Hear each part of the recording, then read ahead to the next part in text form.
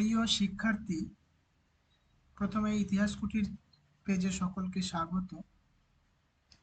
আমরা জানি খুব শীঘ্রই আপার প্রাইমারি টেট একটি পরীক্ষা হতে চলেছে, যেখানে এই সোশ্যাল স্টাডিজ পার্টটা খুব ইম্পর্টেন্ট। এখানে প্রায় 60 কোয়েশ্চেন থাকে history, geography, political science, pedagogy part থেকে। তো আজকে আমরা একটা ধারাবাহিক সিরিজ চালু করছি, যেখানে বিভিন্ন রাজ্যের আপার প্রাইমারি টেট যে প্রশ্নগুলো এসেছিল সেই প্রশ্নগুলি এবং তার উত্তরই আমরা মূলত আলোচনা করব।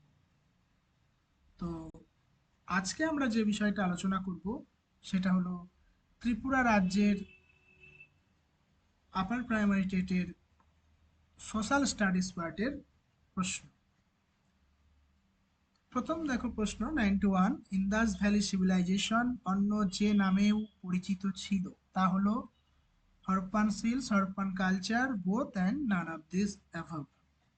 এখানে আমরা জানি যে হরপ্পান কালচার বা হরপ্পা সভ্যতা নামেই পরিচিত ছিল এই সিন্ধু সভ্যতা। সর্বপ্রথম নাম ছিল সিন্ধু সভ্যতা, পরে এর নাম হয় হরপ্পা সভ্যতা, কারণ প্রথমে মনে করা হয়েছিল সিন্ধু নদীর তীরে গড়ে উঠেছিল বলে সিন্ধু সভ্যতা, কিন্তু পরবর্তীতে দেখা যায় যে সেটা সিন্ধু নদী ছাড়াও আরো বিস্তৃত ছিল। তাই প্রথম স্থান আবিষ্কৃত হরপ্পা, তাই তার নাম অনুসারেই সংস্কৃতির নাম হয় হরপ্পা সংস্কৃতি। পরের প্রশ্ন দেখো, ষোড়শ মহাজনপদ বলতে কি বোঝায়? মহাজনপদ অর্থাৎ 16টি রাজ্য, 16 স্টেটস।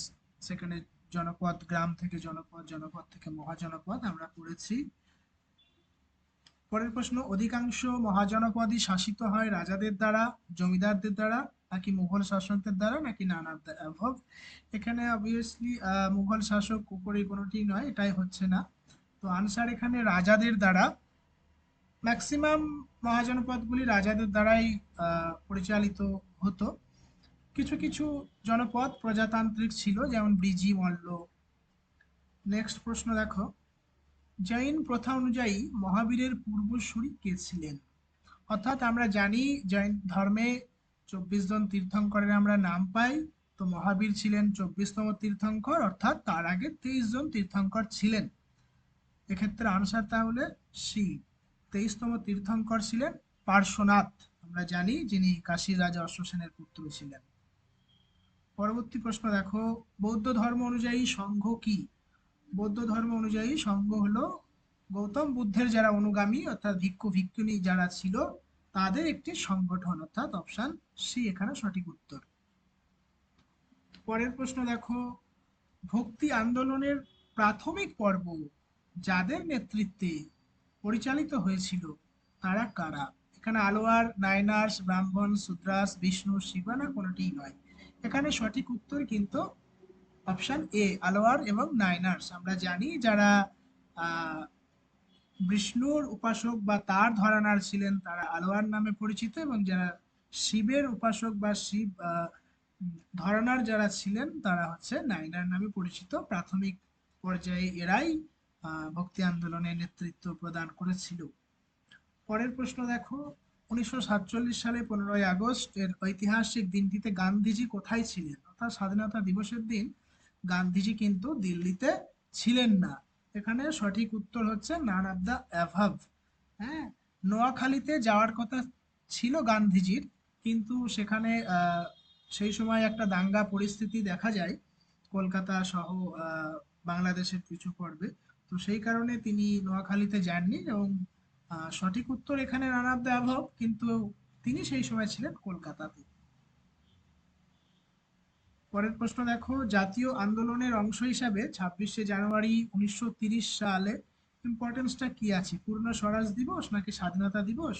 এখান থেকে বোঝাই যাচ্ছে যে স্বাধীনতা দিবস তো হবেই না, বা ব্রিটিশ কর্তৃক ভারতের স্বাধীনতা ঘোষণা এটাও হবে না। তো বাকি থাকছে একটা অপশন এ।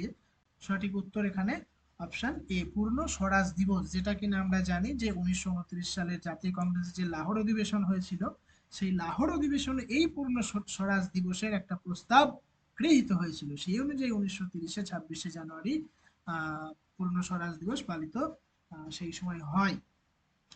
পরের প্রশ্ন দেখো, লোদি বংশের শেষ সুলতান কে ছিলেন? বহুলাল লোদি, ইব্রাহিম লোদি, সিকান্দার লোদি, এদের কেউ না। আমরা জানি যে লোদি বংশের শেষ রাজা, যাকে আহ পরাস্ত করে এবং নিহত করে নতুন একটা সাম্রাজ্য প্রতিষ্ঠা করেছিলেন বাবর, তাই না? মুঘল সাম্রাজ্য 1526 খ্রিস্টাব্দে। তো এখানে আনসার তাহলে ইব্রাহিম লোদি। এবং যদি প্রশ্ন থাকে লোদি বংশের প্রতিষ্ঠাতাকে, তাহলে হচ্ছে বহুলুল লোদি। এটা আমাদের মনে রাখতে হবে। পরের প্রশ্ন দেখো, 1919 সালে গান্ধীজি কিসের প্রতিবাদে সত্যাগ্রহের ডাক দিয়েছিলেন? 1919-এর ঘটনাটা আমাকে এই সময় মনে করতে হবে। তার 1919-এ কি হয়েছিল? 1919 ইলবার্ট বিল, Indian present, east India company কোনোটাই কিন্তু হয়নি। আমরা জানি যে 1919 সালে যেটা হয়েছিল, আহ জালিয়ান ওয়ালাবাগের হত্যাকাণ্ড, কিসের জন্য না রাওলাট অ্যাক্টের জন্য। তাহলে এক্ষেত্রে অপশন থাকা উচিত রাওলাট অ্যাক্ট, যেহেতু নেই তাই আনসার অপশন ডি। নেক্সট প্রশ্ন দেখো, গান্ধীজি কোন সালে লবণ আইন ভাঙার উদ্দেশ্যে অভিযান বা যাত্রা করতে পারেন বলে ঘোষণা করেছিলেন? এখানে অবশ্যই আনসার বি, 1930 সালে। পরের প্রশ্ন দেখো, the planning commission of India was formed in. Planning commission কবে প্রতিষ্ঠা গঠিত হয়েছিল? এখানে আনসার হচ্ছে 1950 খ্রিস্টাব্দে, যেটি কিন্তু ডিসলভ হয়ে যাচ্ছে 2014 সালে। এবং সেই প্ল্যানিং কমিশনের পরিবর্তে গঠিত হচ্ছে 2015 সালে কি আমরা জানি, নীতি আয়োগ, তাই না? আচ্ছা, পরের প্রশ্ন দেখো, 1921 সালে অরণ্য সত্যাগ্রহ কোথায় পালিত হয়েছিল? অন্ধ্রপ্রদেশ, তামিলনাড়ু, পশ্চিমবঙ্গ, না কোনোটিই নয়? হ্যাঁ, এক্ষেত্রে সঠিক উত্তর অন্ধ্রপ্রদেশ, অন্ধ্রপ্রদেশের গুন্টুরে। নেক্সট প্রশ্ন দেখো, এটা ত্রিপুরা রাজ্যের স্পেসিফিক কোয়েশ্চেন, এটা আমাদের প্রয়োজন নেই, ওয়েস্ট বেঙ্গল তাদের প্রয়োজন নেই। এখানটা দেখো, কোন গ্রহটির মেরুটুপি ঋতু পরিবর্তনের সাক্ষ্য বহন করে? অপশন এ বৃহস্পতি, বুধ, মঙ্গল, নাকি শনি? এক্ষেত্রে সঠিক উত্তর অপশন সি, মঙ্গল। পরের প্রশ্ন দেখো, নিম্নোক্ত কোন তথ্যটি সঠিক?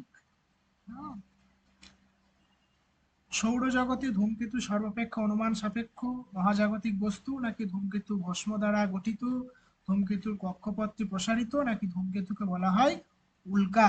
এক্ষেত্রে কিন্তু সঠিক উত্তর অপশন এ। পরের প্রশ্ন দেখো, অবগুণ্ঠিত গ্রহ বলতে কোনটিকে বোঝানো হয়? অবগুণ্ঠিত গ্রন্থ কিন্তু শুক্রকে বলা হয়। গ্রিনিচ সময় ও ভারতীয় প্রমাণ সময়ের মধ্যে ব্যবধান কত? খুব ইন্টারেস্টিং। এটা অপশন 5 ঘন্টা, 5.5 ঘন্টা, 6, 6.5। আমরা মনে রাখবো এটা হচ্ছে অপশন বি, 5.5 ঘন্টা কিন্তু সময়ের ব্যবধান রয়েছে উভয়ের মধ্যে। পরের প্রশ্ন দেখো, সর্বমোট অক্ষরেখা কতগুলি? টোটাল অক্ষরেখা কতগুলি রয়েছে? অপশন এ 181টি, অপশন বি 180টি, অপশন সি 90টি, অপশন ডি 91টি। এক্ষেত্রে আনসার কিন্তু অপশন এ 181টি। নেক্সট প্রশ্ন দেখো, কোনটি সঠিক উত্তর? কর্কট ক্রান্তি রেখা ইউরোপের মধ্যে দিয়ে প্রসারিত, কুমেরু বৃত্ত ইউরোপের মধ্যে দিয়ে প্রসারিত, সুমেরু বৃত্ত ইউরোপের মধ্যে দিয়ে প্রসারিত, মকর ক্রান্তি ইউরোপের মধ্যে দিয়ে প্রসারিত। আমরা জানি কর্কট ক্রান্তি রেখা নদিয়ার উপর দিয়ে গিয়েছে, তো সুতরাং ওটা তো হবেই না, তাই না? তো এক্ষেত্রে আনসার হচ্ছে অপশন সি, সুমেরু বৃত্ত ইউরোপের মধ্য দিয়েই প্রসারিত হয়েছে। পরের প্রশ্ন দেখো, ভূত্বক ড্যাশ বিযুক্তির উপরিস্থলে অবস্থিত? এক্ষেত্রে অপশন এ হচ্ছে সঠিক উত্তর, হ্যাঁ, মোহ। পরের প্রশ্ন দেখো, কোন ভূকম্পীয় তরঙ্গটি সম্পত্তি ও জীবনহানি কারক? তির্যক তরঙ্গ, পৃষ্ঠ তরঙ্গ, অনুদৈর্ঘ্য তরঙ্গ, উপরি কোনটি নয়? অবশ্যই পৃষ্ঠ তরঙ্গ। নিম্নোক্ত কোনটি রূপান্তরিত শিলা নয়? নিস, কোয়ার্টজাইট, সিস্ট এবং ডলারাইট। এক্ষেত্রে আনসার অপশন ডি, ডলারাইট। কোনটি সঠিকভাবে সংযুক্ত নয়? স্লেট বেলে পাথর, সিস্ট কাদা পাথর, মার্বেল চুনা পাথর, কোয়ার্টজাইট বেলে পাথর। এক্ষেত্রে সঠিক উত্তর কিন্তু অপশন এ, স্লেট। নেক্সট প্রশ্ন দেখো, ভারতের পূর্ব বাহিনী নদীগুলির মধ্যে কোনটি অবনমনের ফলে গঠিত গ্রস্ত উপত্যকা দিয়ে প্রবাহিত হয়? এক্ষেত্রে সঠিক উত্তর অপশন এ, দামোদর। পরের প্রশ্ন দেখো, কোন বাক্যটিতে সঠিকভাবে কারণ উল্লেখ করা হয়েছে? অর্থাৎ উত্তর পূর্ব মৌসুমী বায়ুর ফলে হিমালয়ে তুষারপাত, অক্ষাংশের ফলে মাদ্রাজ কলিকাতায় তুলনায় উষ্ণ হয়, পশ্চিমী ঝঞ্ঝাটের ফলে পশ্চিমবঙ্গ থেকে পাঞ্জাবে বৃষ্টি কমতে থাকে, উচ্চতার ফলে শতদ্র গঙ্গা সমভূমিতে শীতে বৃষ্টি হয়। এক্ষেত্রে সঠিক উত্তর কিন্তু অপশন বি। পরের প্রশ্ন দরকার নেই, ত্রিপুরা কেন্দ্রিক। তারপরে প্রশ্ন দেখো 119, নিম্নলিখিত কোন ভূমিরূপটি ক্ষয়জাত ভূমিরূপ নয়? বাজাদা, পেভমেন্ট, ইয়ারদাং নাকি ভেন্টিফ্যাক্ট? এক্ষেত্রে সঠিক উত্তর কিন্তু অপশন এ, বাজাদা। নেক্সট কোয়েশ্চেন, নিম্নোক্ত কোনটি ক্ষয়কারী শক্তি নয়? ক্ষয়কারী শক্তি নয় কোনটি? এক্ষেত্রে সঠিক উত্তর আবহ বিকার, সেটি কিন্তু ক্ষয় হয় না, বাকিগুলি সবই ক্ষয়কারী শক্তি। পরের প্রশ্ন দেখো, এখান থেকে আমার পলিটিক্যাল সায়েন্সের পার্টের প্রশ্ন রয়েছে।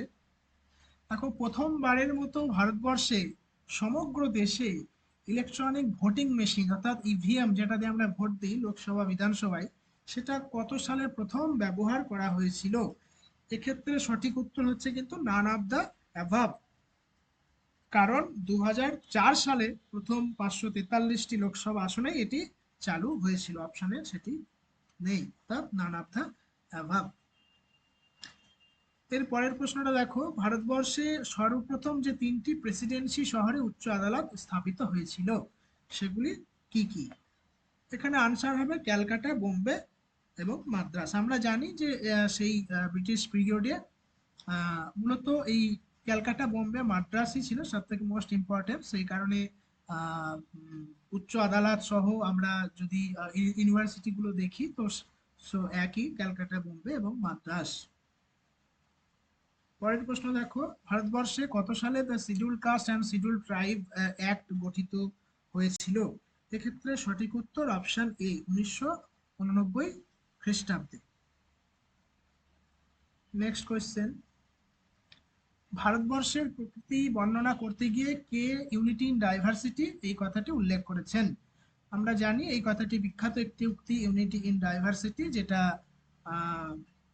দ্য ডিসকভারি অফ ইন্ডিয়া গ্রন্থে উল্লেখ করেছেন ডক্টর জওহরলাল নেহেরু। তো অপশনে নেই, so answer is option D, none of them. Next প্রশ্ন, ভারতবর্ষে কোন রাজ্যের প্রথম নাগরিক হিসাবে কে চিহ্নিত হন?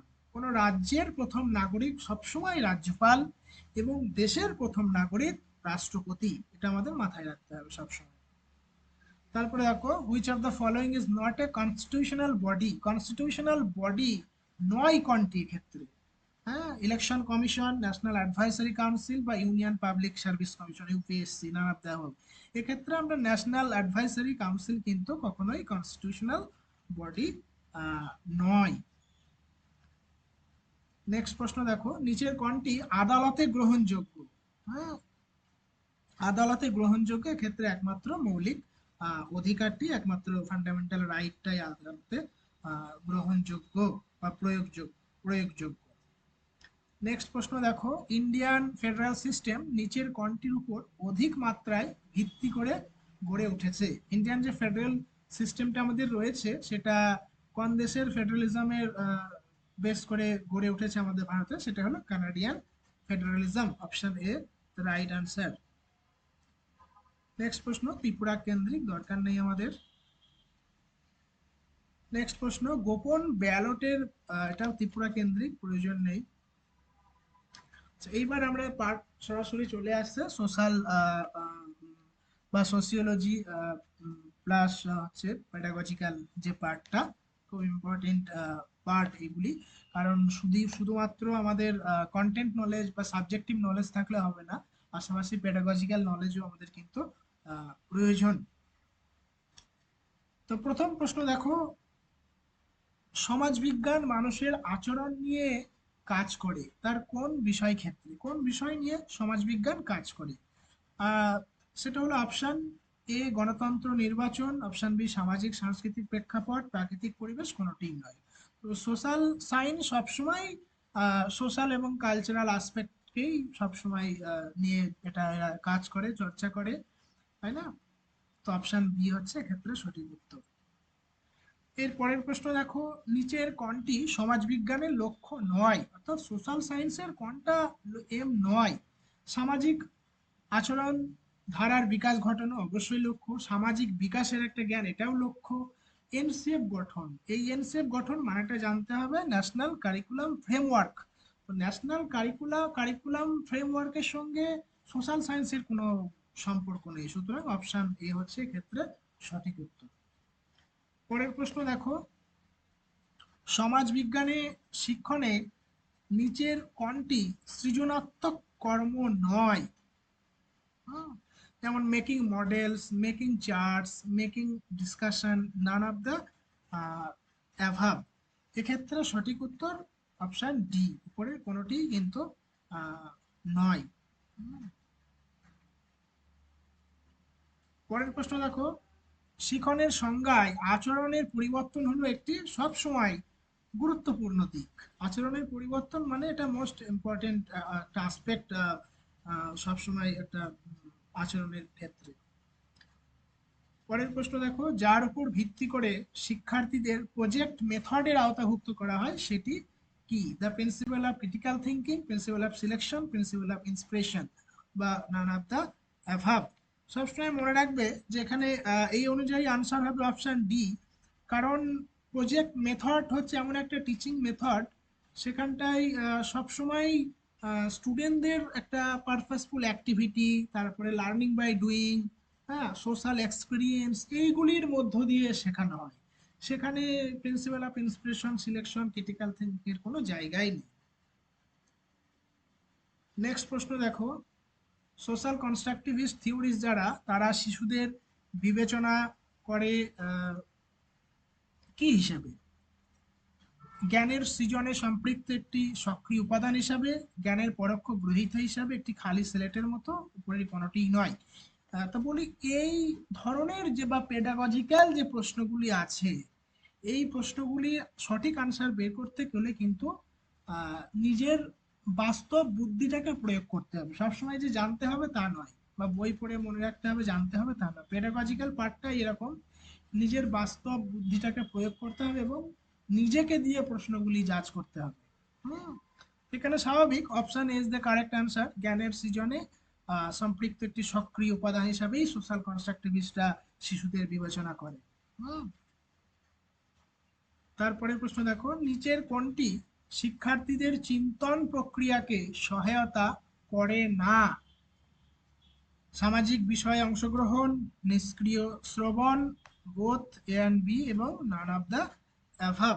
তো এক্ষেত্রে সঠিক উত্তর অবশ্যই নিষ্ক্রিয় শ্রবণ। শ্রবণটাই যদি নিষ্ক্রিয় হয় তাহলে তো আর শিক্ষার্থীদের চিন্তন প্রক্রিয়াটাকে সহায়তা করবে না। নেক্সট প্রশ্ন দেখো, নিচে উল্লেখিত কোন তাত্ত্বিক মত প্রকাশ করেছিলেন যে শিশুদের চিন্তন গুণগত বিচারে বয়স্কদের থেকে পৃথক? এটা অবশ্যই একটা থিওরিটিক্যাল প্রশ্ন, এটা হচ্ছে পিগট হচ্ছে সঠিক উত্তর, অপশন এ। নেক্সট প্রশ্ন দেখো, সমাজবিজ্ঞানের একটি গতিময় শ্রেণীকক্ষে শিক্ষার্থী জ্ঞান গ্রহণ করে, শিক্ষার্থী জ্ঞানের পুনরুদ্ধার করে সেইভাবে যেভাবে সে তা গ্রহণ করেছিল শিক্ষার্থী কর্তৃক জ্ঞান নির্মিত হয়, নাকি উপরের কোনোটিই নয়? এক্ষেত্রে সঠিক উত্তর কিন্তু option C, knowledge is constructed by the learner. অবশ্যই জ্ঞানটা সবসময় গঠিত হয় লার্নার দ্বারা, তাই না, শিক্ষার্থী। পরের প্রশ্ন দেখো, একটি সামুদায়িক শ্রেণীকক্ষে অর্থাৎ ইনক্লুসিভ ক্লাসরুম, অন্তর্ভুক্তিমূলক শ্রেণীকক্ষ, কোন বিষয়টি সর্বাধিক গুরুত্বপূর্ণ বলে বিবেচিত হয়? অভিন্ন নির্দেশ বা শিক্ষাদান, ব্যক্তিকেন্দ্রিক শিক্ষা পরিকল্পনা, প্রতিযোগিতামূলক শিক্ষানে উৎসাহ দান, উপরেই কোনোটি নয়। এই ইনক্লুসিভ ক্লাসরুমের কনসেপ্টটা ভালো করে জানতে হবে আমাদের, খুব সহজ একটা পার্ট এবং এখান থেকে যে প্রশ্নই দিক সবই পারা যাবে। এই ইনক্লুসিভ ক্লাসরুমের কনসেপ্টটা বলছে কি, এখানে বাদ কখনোই যাবে না, এখানে সবসময় ইনক্লুশন হবে, সবসময় ইনক্লুড হবে। এখানে সে একটু কম টাইপের প্রতিবন্ধী হোক বা একটু সে সামাজিক বা মানসিকভাবে একটু পিছিয়ে পড়া হোক, তবু কাউকে তুমি ক্লাসরুমের বাইরে বের করতে পারবে না, সকলকে নিয়ে তোমাকে ক্লাসটা করতে হবে। এবং এক্ষেত্রে ইকুইটি এটা ব্যবহার করতে হবে, অর্থাৎ যার যতটুকু প্রয়োজন তাকে ততটুকুই প্রায়োরিটি দিয়ে ক্লাসটা সকলকে নিয়ে কন্ডাক্ট করতে হবে, সেটাই হচ্ছে ইনক্লুসিভ ক্লাসরুম। অর্থাৎ সেই অনুযায়ী এখানে হচ্ছে ইন্ডিভিজুয়ালাইজড এডুকেশন একটা প্ল্যানের কথা এখানে বলা হচ্ছে।